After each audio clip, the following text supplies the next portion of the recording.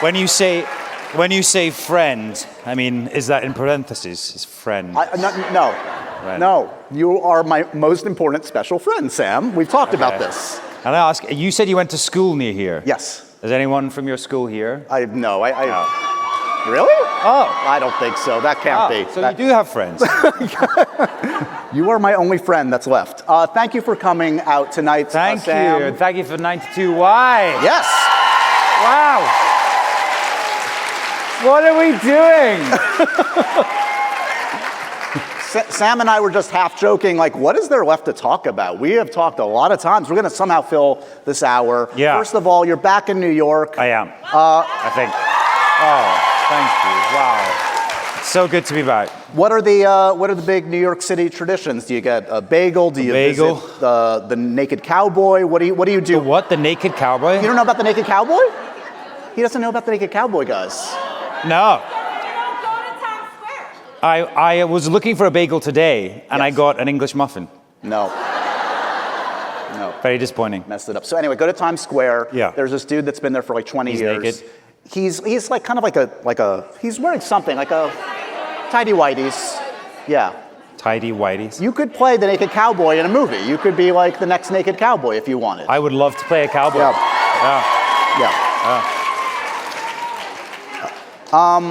We obviously can't and shouldn't do this entirely sober. No, I think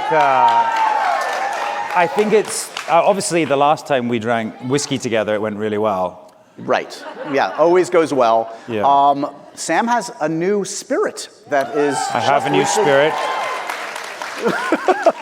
He's sweating. He's scared. I'm scared. So can we drink some tequila together? Let's drink some tequila. Yeah. Can we get some tequila? Do we have any? It's coming. We're like, oh, it's in one of these bottles or something. Yeah, exactly. It's coming out. Bring out the tequila. Bring out the tequila. How did the tequila happen? There's like a tequila song we must sing. Oh, here we go. Look at this. Wow. Oh, yeah. That's a big pour. Welcome to New York. Thank you. Yeah. How gorgeous that is. Woo. Congratulations. Salute. Salute. Slanja. Slanja. That's to you guys. It's just a little one. It's good. I'll be honest, because I love whiskey, but I really love tequila. So this is now you're speaking my language. Okay. Well, we've got half a bottle to go. So. Okay. The night is young. The night is young. It's great. Oh, sake. Okay. Oh, yeah. Okay. Have you ever, to play drunk in a scene, have you ever done the method acting thing and Have I ever, like drunk on set? Yeah. Is what you're asking? Yeah. I guess. I mean, I think we've talked about it a few times on Outlander. There was definitely the odd time where we needed a little Dutch courage, especially for those scenes. But no, not really, I have to admit. I mean, occasionally on a night shoot, you know, we might have a wee dram now and then, but you just can't. It's so late and you're trying to remember your lines. And I can barely remember them at the best of times, so. No, I hear you.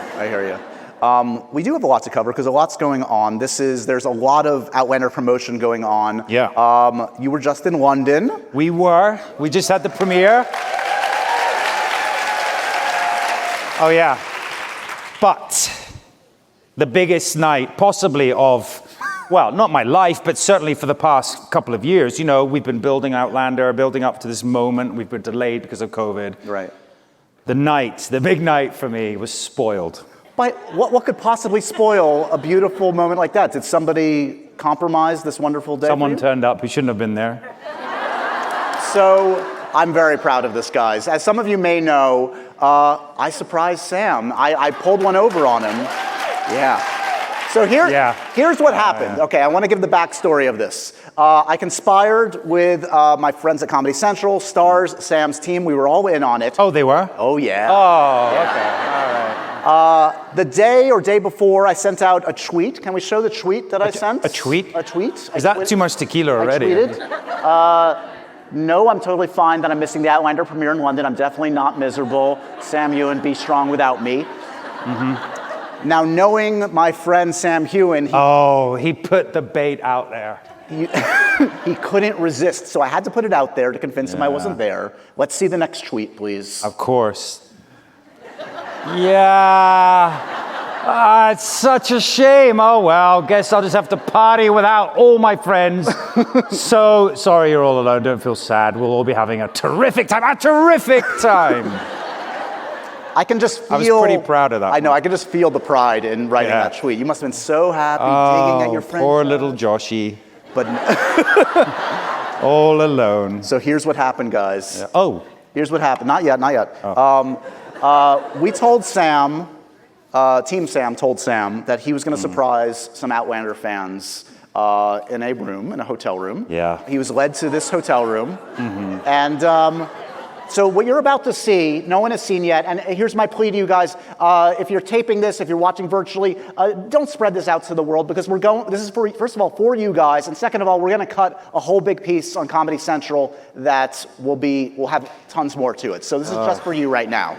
So this is the moment that Sam Heughan... I'm sorry about the swearing.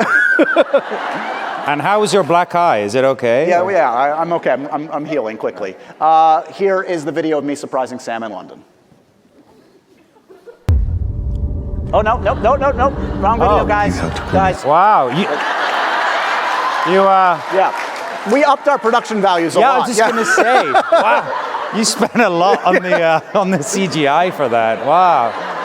I'm gonna go back into hibernation. You wear the wig? What are you doing in London? Nope, guys. Nope, guys. I mean, Jesus, can you boys not be apart for 5 minutes? Caitriona, it's so good to see you. It's so good to see you. Guys, can you cut that? That's not it. That's not it. 30 seconds. I'm gonna keep saying it's not it. Okay? Wow. Guys? Okay, you have one more shot at this, guys. Yeah, someone's been drinking the tequila backstage. Nope. Nope.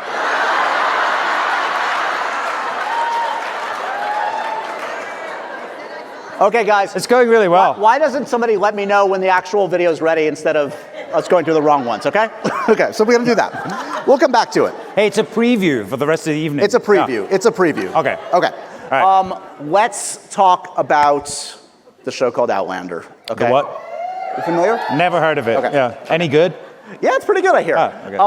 So the Droughtlander has been long. It's been over 2 years, the longest yet.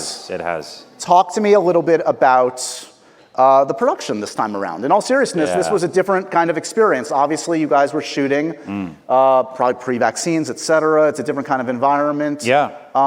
Did it hinder the enjoyment, the camaraderie that you usually share with your friends on set this time? Yeah, I mean, obviously, we were delayed and other productions had started up, but, Outlander is so big. We have, just such big crew and big cast, the extras on set, et cetera, that they just found it pretty impossible, and they didn't want to reduce the show. We wanted to keep it the scale that we're used to and accustomed to. So they worked really hard to find a way to keep everyone safe. We built a testing facility at Outlander. So every second day, I think, we all got tested. We were sort of separated into bubbles, I guess. There was a lot of protocols. But ultimately, we got to go back to work, and I think that was, a remarkable achievement from everyone on production. And and they worked so hard. And however, it was the height of winter in Scotland, and I know we complain about the weather. You guys have had it here. I mean, clearly you had a lot of snow recently, but it was like that, and it was kind of spooky because we were going to work. Everyone else was still in lockdown. But to be honest, as soon as you get back on set, it took some negotiating and navigating to work around it and just feel comfortable in these sort of, because you get this fear inside you a little bit. There's this unsettled feeling. But honestly, I think as soon as we were all back on set, everyone was, you just fall back into the same family, I think, that you're accustomed to. So thematically, I remember when we spoke at the last live event, it was on the eve of the last season, and you mentioned that finale would be pretty big and intense. That was did not lie. Right. So talk to me a little bit about what we could expect from this season, considering the traumatic events that the last season ended on. What are you enthused about seeing, about the fans seeing? Oh, God. What can we expect? Right. I would like to say it's light and a happy show. And there is some light moments, but it's a great season. It's shorter. we had to reduce the time, the number of episodes, just due to COVID, obviously the protocols, and also Caitriona, was very fortunately was pregnant, so we only had a short window before she just couldn't do anything more. But she was brilliant. But having said that, the episodes, some of them are longer. The first episode is feature length; it's an hour and a half, and there are other episodes that are also longer as well. And I think you just get much more time with the characters, much more time to sit. Right. So you see Jamie and Claire, being quite domestic, just enjoying their time together. And then you see the Christies. And the Christies, if you don't know, oh boy, never invite them round for dinner or a tequila. They are... Sam thought he could scuttle my plans to show the embarrassing video of him being surprised, but we found it, guys. We got it. Okay. We'll get back to Outlander in a second, but let's first publicly humiliate Sam. This is him hopefully getting surprised in London. Take a look. Hey guys, here we are in London. We're at just a couple of hours before the premiere, the season 6 premiere of Outlander. And we're in this secret location to meet some fans who have won, I believe, a competition to come and meet me before the premiere. So I'm really excited to see them and I guess share my excitement. So let's go see them.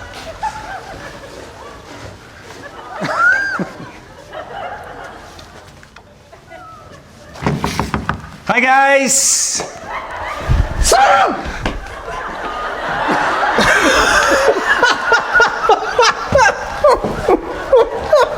Carter? Get out here, Sam! Carter, Sam! No. I told you, I do not feel comfortable with this man around me. Now get the fuck out. This is fucking ridiculous.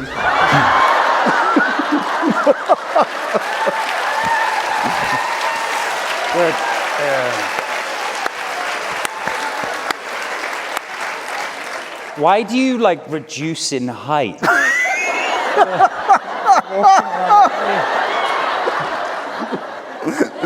And also, you wouldn't stop doing this. My laugh? Laughing. Well, it was funny. It was very funny. I'm really petrified that this man is now going to plot to surprise me as vengeance. Oh. Revenge is best served cold. Anyway, there's a lot more of that, so stay tuned. I'll spread the good word on it. Oh, yeah. Oh, okay. Yeah. So back to Outlander, this new season.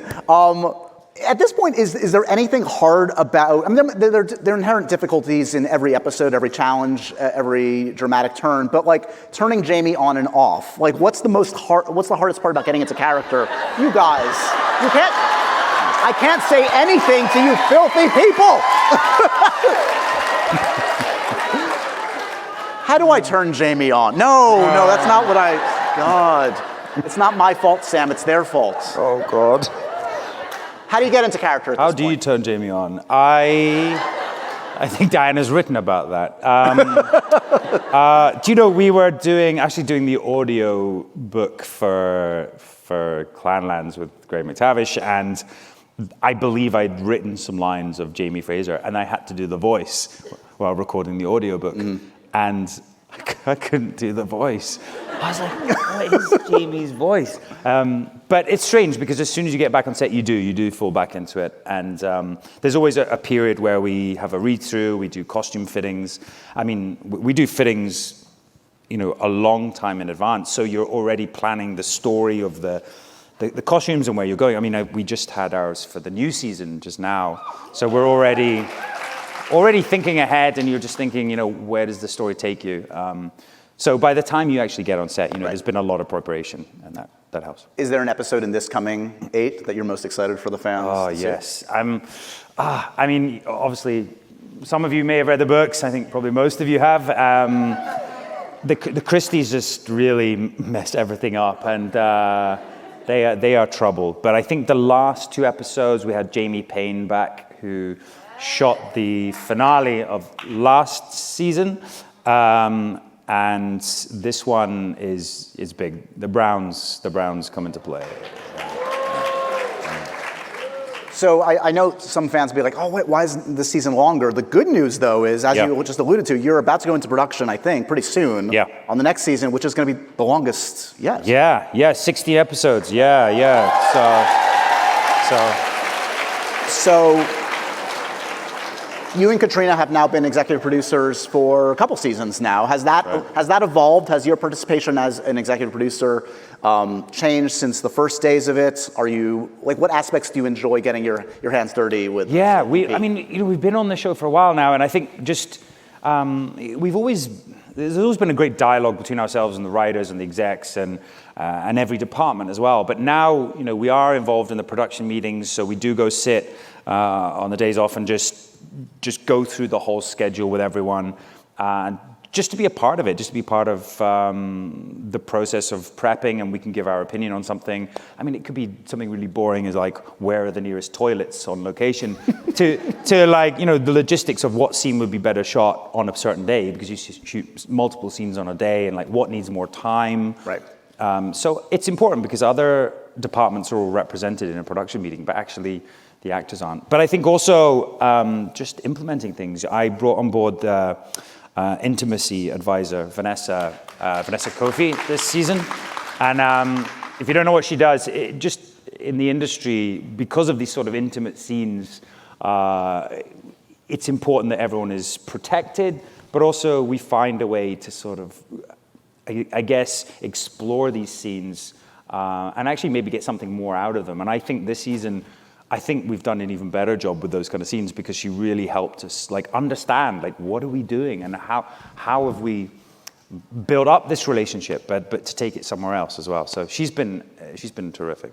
I have 40 more questions about the intimate scenes. Good. You ready to go? But actually, even just to protect younger actors, so Caitriona and I got into this in a very different time, and Stars was a different show. I mean, the Stars Network was different, but also the industry was different. And so we really didn't know what we were doing. We're just kind of thrown in the deep end and just had to learn through the experience. So I think it's been really great to bring her on board and to help younger actors or people with less experience. So yeah, you may see other intimate scenes with other people, and it's good for them as well. Has Caitriona's talked about wanting to direct an episode. Yeah. Do you have that same aspiration? Are you excited at the prospect of Caitriona directing, and would you want to? Could you imagine her directing me or me directing her? I just don't know how that would work. But yeah, I mean, I know she said that multiple times, and I too would love to direct. But I'm looking at other stuff as well. I think Outlander is such a big show. I would love to, but you need so much prep. Yeah. Our directors come on 4 weeks before, and they're in every day, all day, working on storyboards, working on, locations, location scouting, and we're on set all the time, so it'd be really hard for us, I think, to do that. But would love to find a way to make it happen. I mean, maybe instead of focusing all your downtime in mean tweets at me, you could think about your directing aspirations. Yeah, really... I just can't help it. No, I get it. It's more rewarding in a way. It is. Yeah. It's like instant gratification, yeah. I ran into this, they had a lovely premiere and a party in London, which I was privileged enough to attend, and I ran into yeah, you were invited to that as well. Yeah, I snuck in. Right. But I met a friend of yours who came up to me and said, I just want you to know, I love it when you take him down a notch on Twitter, so I am going to keep at you. Who was this? No names, not going to let you know. A friend of mine, yeah. So he said. Okay. I think we have this, I want to skip, guys, if you can, to the interview with Caitriona, because I feel like we should give Caitriona a little love tonight. Yeah, come on. So what you're about to see, Caitriona has been obviously raising a child now, has a lot going on. She's been nominated for a bunch of awards for Belfast. If you haven't seen it, check it out. Amazing. And she was able to participate in the premiere virtually from LA, and I got a chance to chat with her briefly. So what are you doing in London? Look, they let anybody in around here. Apparently. I mean, Jesus, can you boys not be apart for 5 minutes? Caitriona, it's so good to see you. It's so good to see you.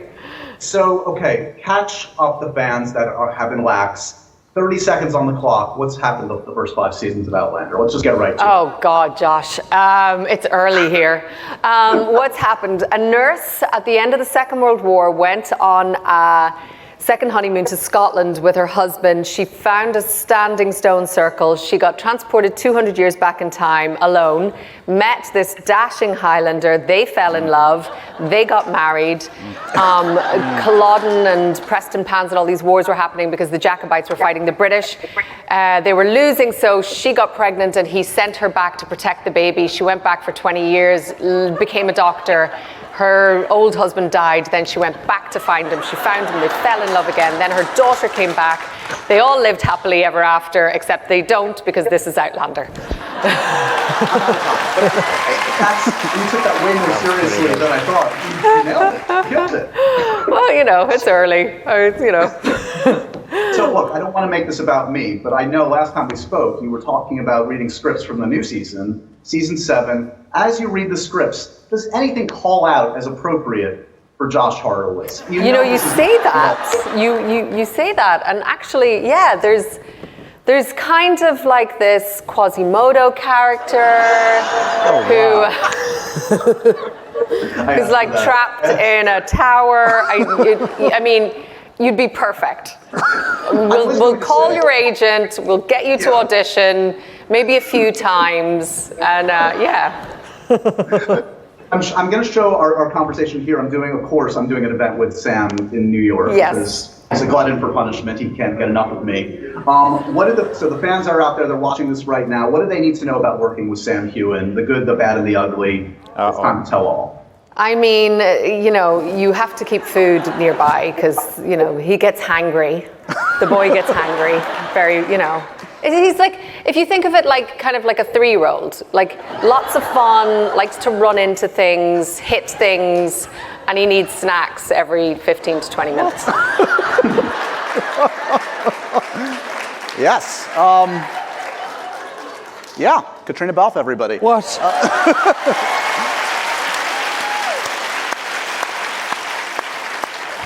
I mean, she was very rude to both of us there, to be frank. Like, I think it was very early there. Yes. Is it true? This is a bonding thing. I get hangry too, Sam.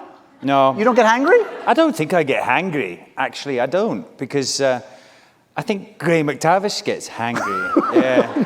But I do eat a lot of her snacks, though. Yeah. Okay. She's always got good snacks. What snacks?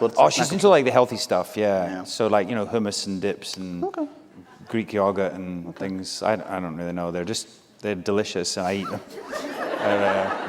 It's a good soundbite for the audience at home. All the healthy stuff. You mentioned Gray McTavish. You have just spent a lot of quality time with Graham. Yeah, maybe too much. It's like spending time with you, Josh. Oh, thanks. Always a pleasure.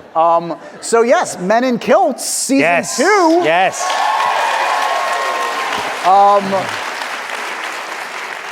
So you've just spent a few months, as I understand it, in New Zealand. That's right. Talk to me about, I mean, was it just basically like 4 months of Graham reminding you that he was in The Hobbit? Like, what went down? Well, I don't know if you've seen season 1, but we had such a blast on that, and very early on we were like, you know, we'd love to take this somewhere else. And initially we were talking about doing Scotland again. There's a lot of Scotland that we only barely touched on. But at the time with COVID and all the restrictions, and also the period the only gap that we could shoot, which would have been just now or over the winter period, Scotland just was not the right place. You know, there's only a few hours of daylight, really. The weather's pretty bad. So it would have been a very different show. And then we looked at New Zealand at the time. We thought, you know, it's the perfect place. It's obviously his home right now. He's worked there, dressed as someone similar to you. And yeah, it just seemed the right match, and it really was. It was a real challenge for us to get there, but we eventually did it, and we've had a really good time. So I hope you guys are going to enjoy it. I think you will. What's the worst fight you've gotten into with Graham? Does it ever get real? Because it's always playful. Yeah. How do you know when it's like, oh wait, I pushed too far? Yeah, well, so I don't know if you've seen, so season 1, I mean, there's a moment I make him go abseil off a cliff, and it's not that he's angry, but he's certainly very, very scared. So I thought this season, well, we want to see more of that, right? Right. And then when he refuses to do things, that's when tensions get high. Yeah. Got it. Yeah. I feel like, so you guys have the books, Clanlands. Yes. You've got the TV show, Men in Kilts. I feel like the empire is spreading. There's this photo that Sammy, my trusty producer, her dad found outside of Philly. Can I see the Men in Kilts photo? This is apparently your new business venture. Yeah, that's us. Is that you? Yeah. You guys are now doing gutter cleaning, apparently. Yeah. It's hard to find a gutter around here, but...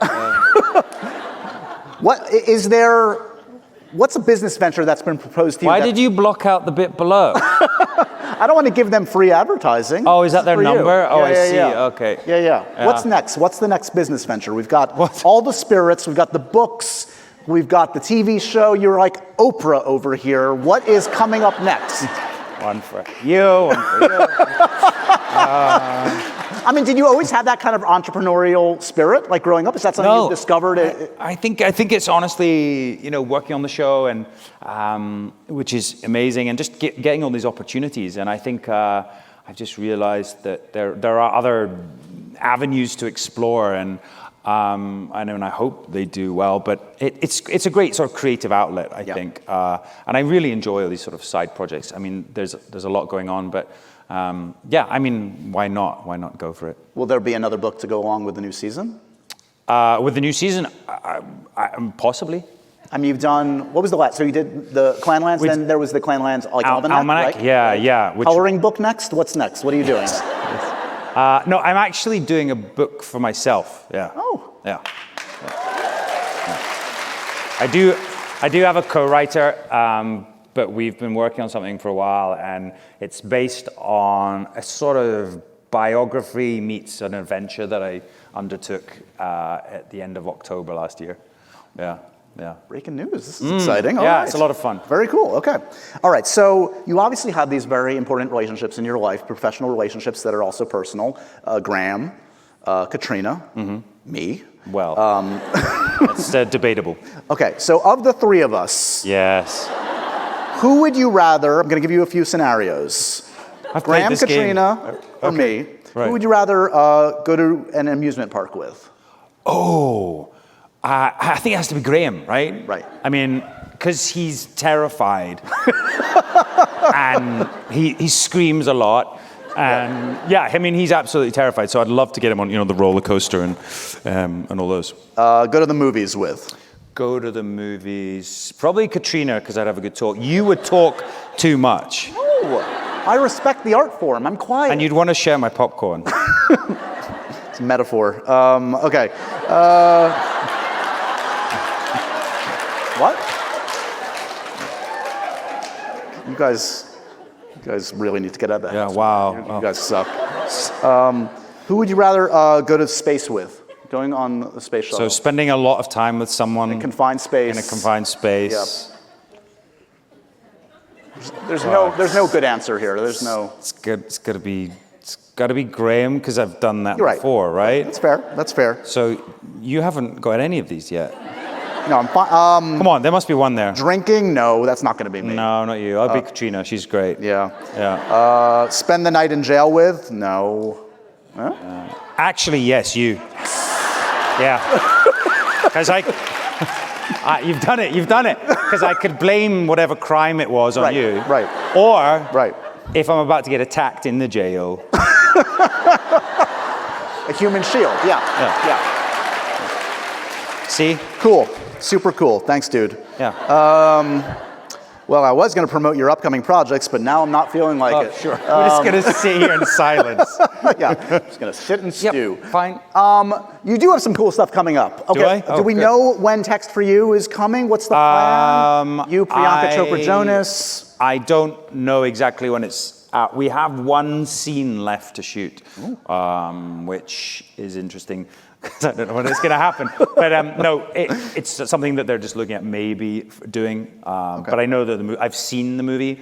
I really enjoyed it. I think Priyanka she's honestly so beautiful. She's so fun. She's such a nice person. So I had a really good time on that. And of course, Celine Dion.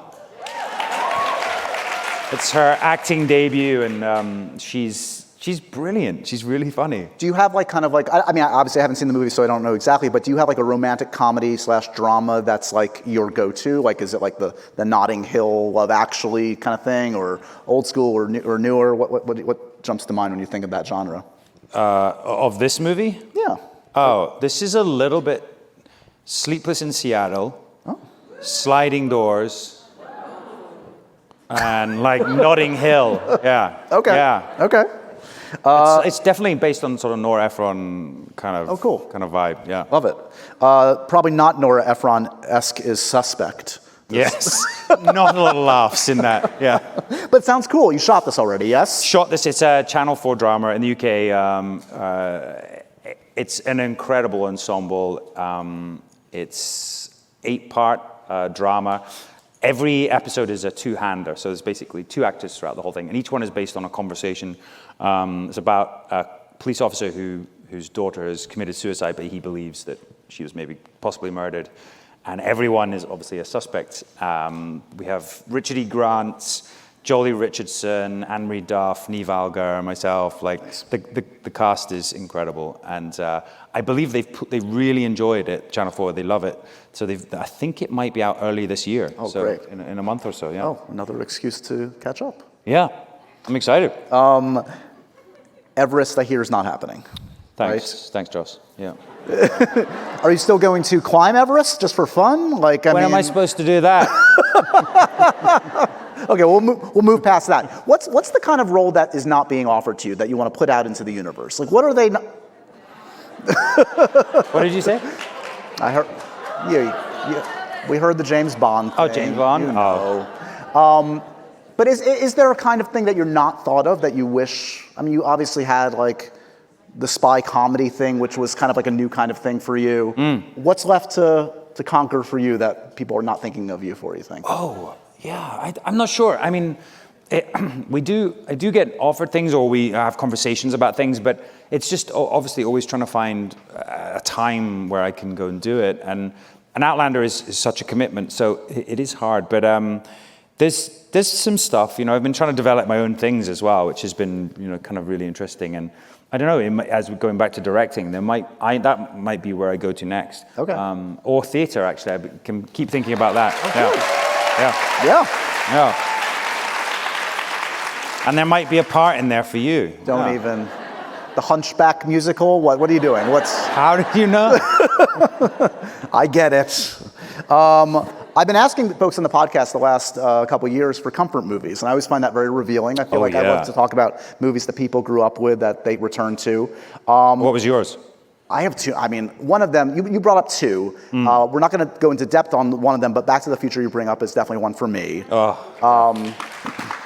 But you brought up another one that I do want to bring up. Okay. You brought up an Indiana Jones film, and a particular one. Why did you select what you selected? Tell us your Indiana Jones Well, it's the best one. Wow.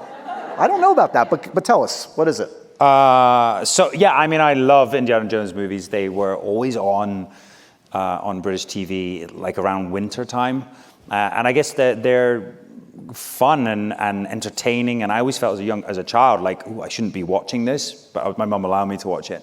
Because there's a lot that happens. I mean, people like dying in grotesque ways, and there's, eating weird stuff, and there's Nazis, and it's completely mad. But The Last Crusade is just phenomenal, I think. Is it the Sean Connery thing? What's going on? You have Sean Connery playing his dad. You've got Phoenix, River Phoenix. Sure. Thank you. Playing a young Indiana. You've got sort of the origin of how Indiana, got all his trappings. It's just such a riot. Yeah. And then the sort of Holy Grail aspect of it, I just love. It's such a good movie. Have you ever been in the same room, interacted with Harrison Ford or Steven Spielberg? Oh, Harrison, you have? Oh, I have. I met Harrison, yeah. I think it was my first Golden Globes, and we were at an after party in Los Angeles, and I'd had a few tequilas. And we were in this sort of Italian restaurant, and he was there sitting at the bar, and he had his stud in his earring. And I went up to him, and all I could say was like, I'm a big fan, sir. And he went, thank you, kid. It's kind of all you want, right? Yeah. Indiana. It belongs in a museum. I love it. Asps, very dangerous. You go first. Yeah. I mean, that's Raiders. Sala. Is that Sala? Sala, yeah. Yeah, I love Sala. I mean, we could do 3 hours. Johnny Rhys-Meyers. Yeah, John Jonathan Rhys-Meyers. Rhys-Meyers. Yeah. Awesome. Have you been watching much lately, or no? You've been in New Zealand. You probably I haven't. have to admit, I've been really terrible. I haven't been able to watch much. We were literally on the road in New Zealand. Well, obviously after my quarantine, which was fun. But I binged in the quarantine. I binged the White Lotus, which I really enjoyed. So good, right? Yeah. Oh my God, so good. Let's go to, so I know you guys have some questions. I'm gonna take some of your questions at first. Cool. Our loyal Happy Sad Confused Patreon audience sent in some questions, so I wanna give some love to them. Okay. Christine wants to know, you've literally been around the world the past couple months. Mm-hmm. How do you handle jet lag? Any tips? No. Are we witnessing jet lag right now? You're seeing it. So I flew in, it was 30 hours flying, which, look, hey, it's okay when you're a business, okay? Right? I was like, it's not that bad. But the last like 10 hours, you're just like, oh my God. And then you stop in Kuala Lumpur. And I'm always like, where is that? It's fascinating. And then Dubai, and am I not there yet? And then I obviously got to London, but it was a long flight. But for jet lag, no, I'm not really sure. It's because we're about to go to Los Angeles next week, and then I'll briefly go to Kansas, and then we're back to the UK. So it is a lot of flying, yeah. Do you think you'll go back to Scotland if you get to do another season of Men in Kilts, or is the intent now to travel the world? I guess you have to wait and see. But I definitely know what I want to do. Yeah. Ooh. Yeah. Okay. And we've actually, maybe. Keep drinking your tequila. We maybe had a little conversation.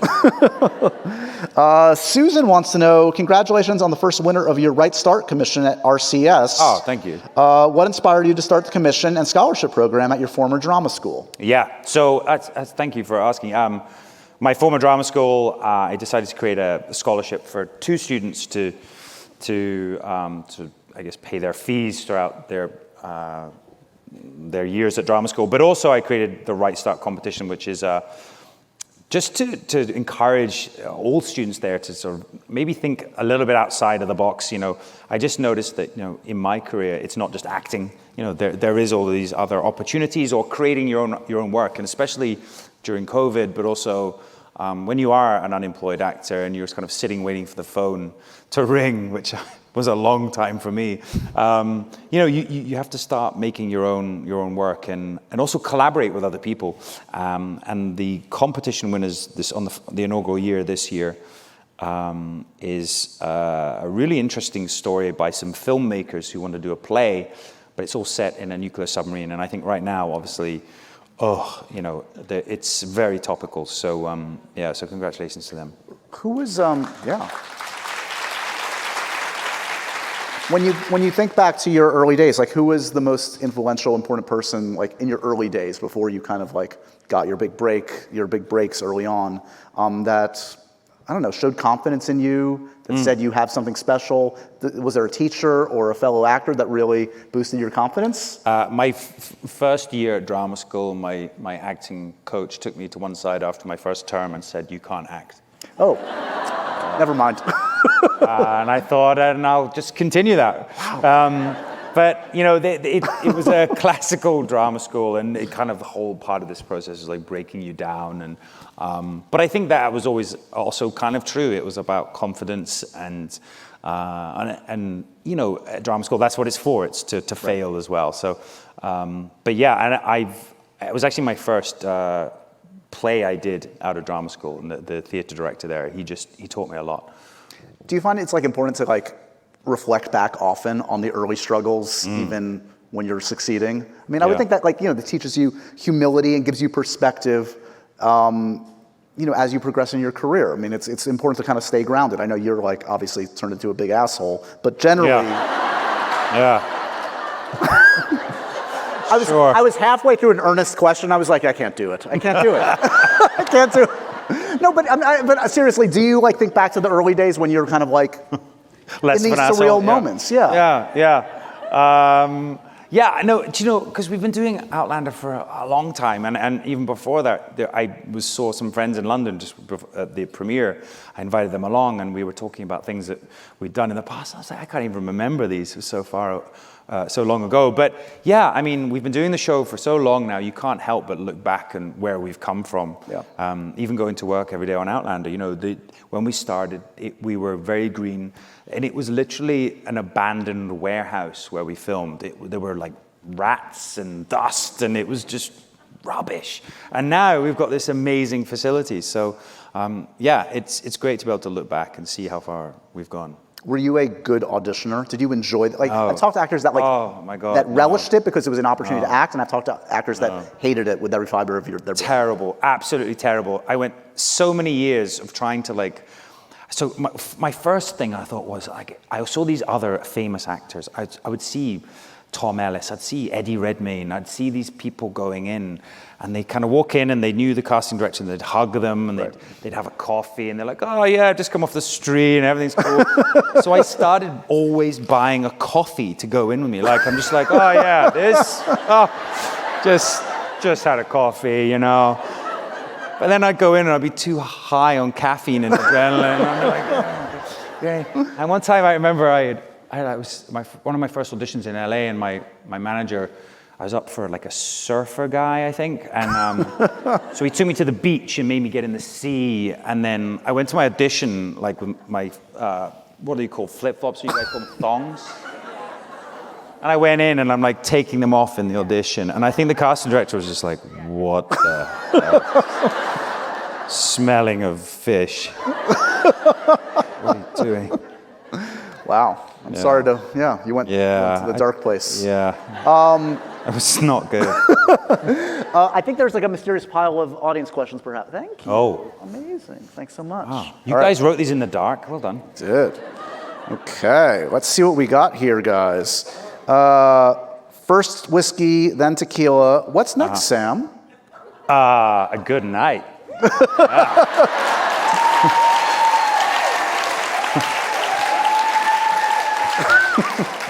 Is there a whiskey mood and a tequila mood? What's the mood for each? Oh, yeah. I mean, I think people say, you know, tequila's an upper, but I'm not sure if that's true or not. But this one is a sipper, I would say. You know, it is definitely something you can just sit and enjoy, and it's delicious. No, I'm very with excited. good friends or people you don't know at all. It brings people together. I'm excited for my... Doesn't it, Jerry? Look, just send me a case. You can call me whatever you like. I don't care. What 3 items would you put into a time capsule that represents Jamie and or Sam Heughan? I believe that's from Karen, a peaker, a Long Island peaker. Karen. Got some peakers out there, I assume, yes? Wow, that's a good one. 3 items that represent Jamie. Probably Jamie's, either his kilt or probably his costume. Let's say that his kilt from season 1 kilt, his boots, maybe his dirk, because I'm still trying to steal that from set. I will get that dirk, and maybe something from my childhood. Probably weirdly a copy of Lord of the Rings. My family, they own these copies, and they're like really thick. They look like they're made in the 1900s, and really, really thin paper, and they're beautifully embossed. So one of them. And then maybe, I guess, a bottle of whiskey, right? There you go. Just... stay on brand. Right. Did you visit like the whole Lord of the Rings thing in New Zealand? May have done something Got to it. do with that. Might be. I mean, it's Graham McTavish, so he will, of course, wax lyrical about. I don't know if I've asked you. Did you ever go up for either timing-wise for Lord of the Rings or Hobbit? Yeah, I did. Yeah, I met Peter Jackson. I auditioned initially for an elf. Why do you laugh? No. I'd be a good elf. You would have been awesome, elf. What, do you think I'd be better at an orc or something, or like a... I didn't say anything, so just stop. Yeah, I could start making dwarf jokes, but I'm not. But, I met Peter Jackson, and it was for a character who then I believe became Arwen, I think. But yeah, initially it was this elf warrior, and it was like something like, orcs have been seen crossing the path. And you're just like, wow, this is cool. But no, unfortunately didn't get the part. Well, that was an emotional roller coaster we just went on together. Yeah. I would love to. So they've obviously just shot Yeah. the new Lord of the Rings show in New Zealand as well, and we met some of the people who had been working on that. And I'm really excited for them to see that show as well. I mean, it's a big show. This is why I like, begrudgingly, Mr. Sam Heughan. He's a big old dork like me. He just hides it. I know, you like your Batman and your Dune and all that stuff. Oh, yeah. So, I mean, excited for the new Batman movie. I can't wait. It looks so good. And I haven't seen, I started watching Dune. You haven't seen it yet? On the plane over here, and I no, I have to watch this at home on a big screen. Like, I just was like, no, I'm gonna save this. It's gonna be good. Did you keep your Batman costume from your illustrious musical? Do you have the cowl or anything? I have the cowl, yeah. Do you really? I do, yeah. It sits on my wardrobe. It's really difficult to get on and off. Well, you're Not that I wear it. Just on a weekend or anything. No, It would be weird, right? Batman coming to set, guys. Yeah. Let Sam do his thing. He'll take it off eventually. That's Sam. Rachel wants to know Rachel. what your dream role is after Outlander ends. I mean, we alluded to kind of like different kinds of roles, but is there a specific role you have in mind, or a long career? It's always a hard question, because Yeah. you're like, well, I guess you haven't, there are probably roles that haven't been even created yet. But I mean, as I said earlier, theater would be great. And I mean, I would love to have a stab at Hamlet at some point. I think that would be a pretty cool, challenging role, yeah. Holly says, I'm marrying a Scot next year from Glasgow. Yes, Holly! Brilliant! Are we all invited? It's a big wedding. Very quiet. Any cultural tips to keep in mind besides keeping whiskey in the house for myself? Well, congratulations, and I guess, are you... Oh. It's Holly! Holly, everybody. Have a great wedding, and enjoy, and I hope you guys have a Kaylee on the wedding night. It's a lot of fun. It's a Scottish dance, if you don't. I mean, you could make up any word, and it would be like, Kaylee. yeah, okay. Sure. Karen wants another Long Island peaker, by the way. Wow. Karen. Sam is in New York often. Has Josh ever invited him to his home for dinner and a home-cooked meal?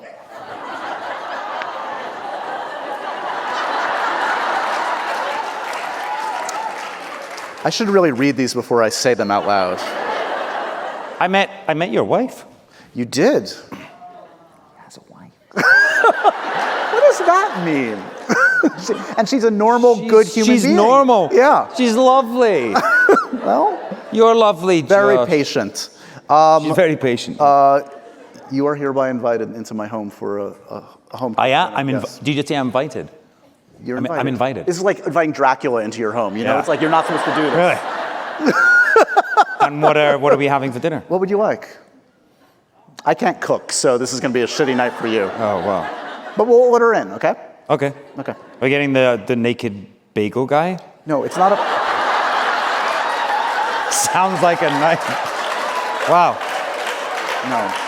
No. There are bagels. Yeah. Totally separate from the naked cowboy.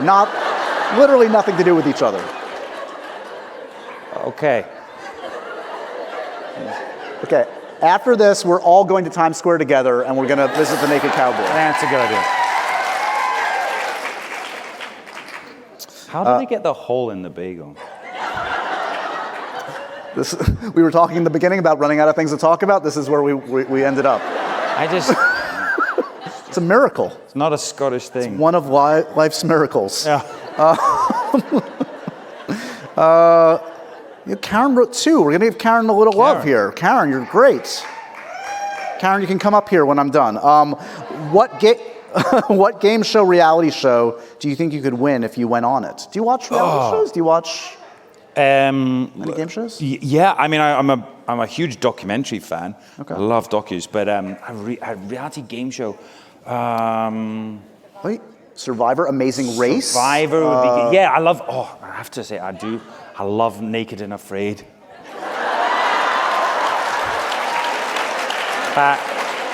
That is rough. That's rough, isn't it? But I would not do it with you. That would be awful. Oh, God. I wouldn't do it with me either, trust me. Don't worry, it's okay. Where would we be sent? It would be somewhere really, really awful. Yeah, it's one of my favorites. Have you ever been to a nude beach? What? Sorry? Nude beach? Where do you stand on nude beach? Do you know, have you ever heard I didn't realize, there's nudist hotels. Really? Yeah, there's a lot of them in New Jersey.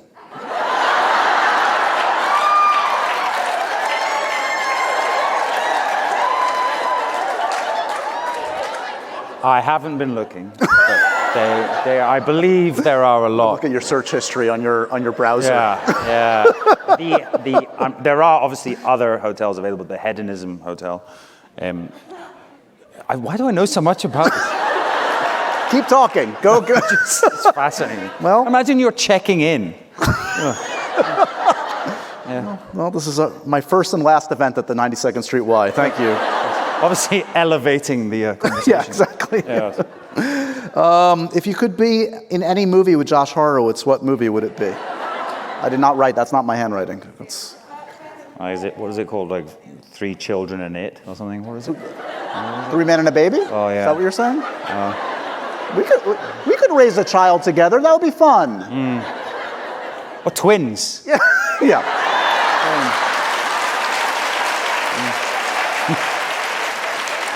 Feel like it's another Quasimodo joke, to be honest, but whatever. Hey, that's not so bad. No, it's fine. It's fine. What is your favorite place in Scotland? Also, your shoes are awesome. Oh. Or was that for you? No, that's all you. Can we mention how that we did almost come dressed as each other? Yeah, I'm really upset about that, to be honest. The jacket, because it does me no favors. Mine's reversible.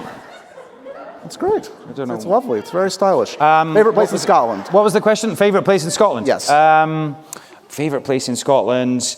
Well, I think we've said it a little bit before, and it's in the book as well, but I love going to the islands. I love getting a ferry, and there are a lot of little ferries. I think we got 5 ferries on the first Men in Kilts. So you're crossing all these tiny little islands, and they're just amazing because each one has its own kind of identity. And Lewis, where the Callanish stones are, is just incredible. You've got Harris there as well, which is very beautiful. But yeah, there are no trees pretty much on Lewis because it's so windy. I don't know if it was the tequila, but I thought you were talking about like magical fairies for a second. I was like... Oh, fairies. Yeah. A lot of fairies. Yeah. It's like, that sounds awesome.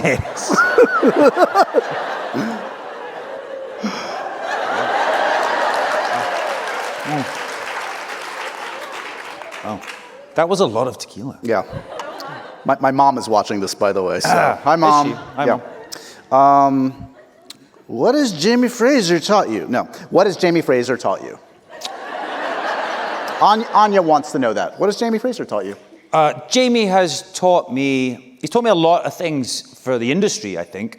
You know, for working in a TV show, for being a lead in a show, for... I don't know, like, personally, that's a really tough one. I don't think I'll ever know until I finish the show, if that makes any sense, because it's really hard to look outside when you're in it, and I do look back, but I think once it is all over, whenever that is, I think when I look back, it's gonna be really sad to say goodbye. I can feel that, and it's gonna be But it's been a huge part of my life, so I will have a lot to thank Jamie for. Do you think you'll like know when the time is right? Like, is it going to be in your gut? I would imagine it's going to be a collective decision between all the creators and you and Caitriona, et cetera. It's a conversation that people have started having, I think, you know, in the press as well. You know, I think it's just, we've been doing it for No! No. I love just the guttural, instinctual, no! All right. But everything comes to an end, and I know Diana's writing the end, and I think, you know, so it's interesting to see where we are now, and just we know where the journey is going. But yeah, I mean, God, it's been such a journey. So yeah, we are. Obviously, you just have to start thinking about it. We have to start planning. Are you involved at all with the conversations about, I guess they just announced they're going to do a prequel series. Yeah. Do you know what's in store? How that relates to? I know only a tiny bit more. I knew it was in the wings. I knew that was happening. I didn't realize it was so far advanced. So I saw Diana obviously this weekend, and I think she was writing furiously, and I know that they were really excited. So yeah, I'm excited for them, and I'm slightly jealous as well. I wonder if I could get in that. Yeah. I mean, I've been trying to get in your show for like 5 years, so this now is you know what it feels Here's like. your opportunity. Yeah. Hi, Dad. No. I need a scene with you. I don't want to, you know, come on. Well, do I have to play a child then? Yes. Yes, they're going to shrink you down. Finally, you'll be shorter than me. Finally. See Jaime shorter. Yeah. So next is season 7 of Outlander, and where are you guys shooting? Can you say where you're doing the next batch of episodes? Next is, so we have the rest of this press tour, and then we'll go back to work. And yeah, we're obviously shooting in Scotland. Right. And I don't really know anything more about it. Can't say anything more. I don't know. Our time is up. Let's have another sip. Let's have another sip before we go. No! Is that it, Josh? Have you not got any more funny videos for us to watch? Did we run all the videos? We did. I think we ran all the funny videos. But here's the good news. Well, I don't know what that was. But first of all, Outlander season 6 is days away. Come on. Did you enjoy it? Of course I enjoyed it. Honestly, this trip it was my first international trip in 2 years. Seeing this guy, surprising this guy, being a part of that premiere was amazing. We also got a ton of really fun stuff on the carpet. We drank a bunch of whiskey. That's going to be coming your way soon, so I'm going to share that with all you guys in the coming weeks. I got to meet some of your castmates finally that you've been keeping from me for years. Yeah, I think they said that's the last time they do didn't. that. No. And you met some new cast as well. I did. So I want to plug this honestly, this tequila is awesome. Congratulations on that. Everybody, I have a bunch of people to thank. I want to thank the 92nd Street Y for being such great hosts. I want to thank my buddy Sammy Heller, as always, for producing and helping me with this stuff. Yes, Sammy. I want to thank you guys for coming out and bringing all this great energy. And I want to thank the great, the one and only, the brilliant Sam Heughan. Oh, come on. Give it up.